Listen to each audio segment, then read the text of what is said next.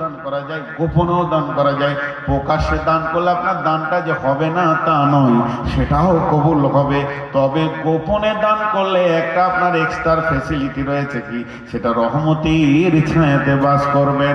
আর 7 নম্বরে ওরা তুলন্দ করল্লাহ খালিয়ান ফাফাসাত আইনাহু, ওই লোকটি গভীর রাত্রিতে যে উঠে শীতের পানিতে উজু করে 2 নয়ন ভরে যে চোখের পানিতে কাঁদে, আল্লাহ বলছেন ওই 2টি লোক যে চোখের পানিতে কাঁদবে গভীর রাত্রিতে রহমতের ছায়াতে, তার একটা কোটা রয়েছে।